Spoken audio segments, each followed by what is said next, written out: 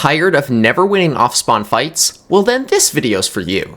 Surviving off-spawn is the most important thing you have to do each Fortnite game. If you die, then you have to waste precious time sitting in a queue. This is especially true in tournaments where queues can regularly take 5 minutes or more. Using tips and tricks that pros use and some special ones of my own that I've developed over the years, I have come up with 5 things that will make it so you survive 100% of the time off spawn. Tip 1. Choose an out-of-the-way drop spot. If you want to survive off spawn, then it's important to go to an area that doesn't have a ton of people contesting it. I know that the mythic auto shotgun is tempting, but how likely are you to actually get it and survive if 20 people are landing there? A calmer drop spot will improve your chances of survival tremendously. For example, a drop spot I go to a lot, especially in ranked, is Rebel's Roost. Usually it doesn't have anyone else going to it, but even when it's a hot drop, I haven't had a game where more than 3 other people landed there.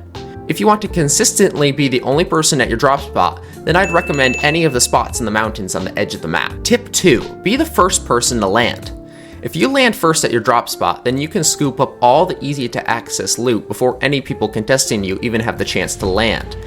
To do this after you jump out of the bus, you should aim your crosshair at your marker and look up until just before your character changes its falling animation. This gives you maximum forward speed, and it's what all those people who always zoom ahead of you when dropping do. Next, make sure to pull your glider over an area with lower elevation. Water usually has the lowest elevation in an area, and even if there isn't water nearby, all you have to do is just make sure you don't pull your chute over a tree or hill. It's impossible to be perfect with your drop 100% of the time, so if you want to always survive off spawn, then it's essential that you have other areas that you can swerve off to if it looks like you've scuffed your drop. However, there are websites out there where you can pay money and they'll mathematically generate the perfect drop map for you, but honestly, it's not worth it unless you're a top tier pro.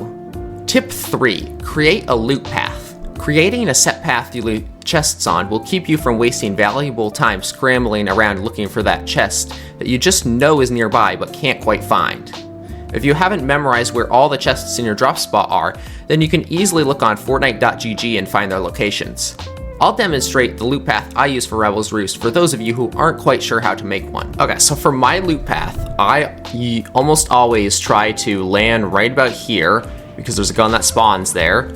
And then I run right here, talk to the NPC because she'll either give you a big pot or a med kit, but it's around 75% of the time that she'll give you a big pot so you can get immediate shield.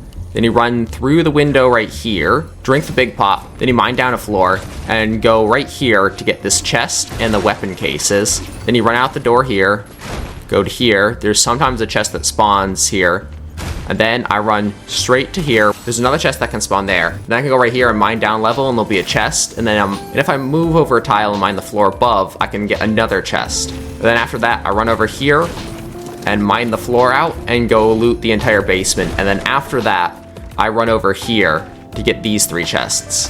And that almost always gets me the most loot. And as you'll see, I'll run that loot path real quick and we'll see what kind of loot I get. If you guys are enjoying the content so far, then drop a sub and stop by my stream sometime. I stream Saturdays and Sundays around 1 p.m. Eastern time, and sometimes during weekdays in the evenings. Tip 4. Be sneaky. If there are multiple people at your drop spot, then wait until they are fighting and third party them. But be careful because someone else might be waiting to fourth party you. Depending on how many people are landing at your drop spot, you may want to wait a bit to make sure someone else isn't around trying to third party. If only one other person landed with you, then you have a couple options. If you have good weapons ready and some shield, then you can push them before they have a chance to find good loot.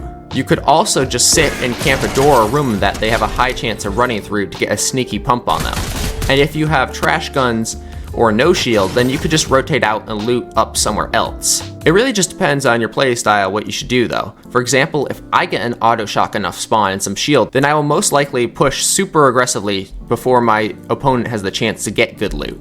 Tip 5. Keep high ground. Whether you're in builds or zero builds, having high ground is essential. At the start of the game, people are not likely to have many mats, and in zero build, they're not likely to have mobility to be able to push you easily. Having that high ground will enable you to beam people and just have a better vantage point of the area and any other places you could run to if you need to escape. If you found anything helpful in these tips, make sure to let me know, and if you have some other tips that can help, please comment them down below so other people can improve. I hope you guys enjoyed.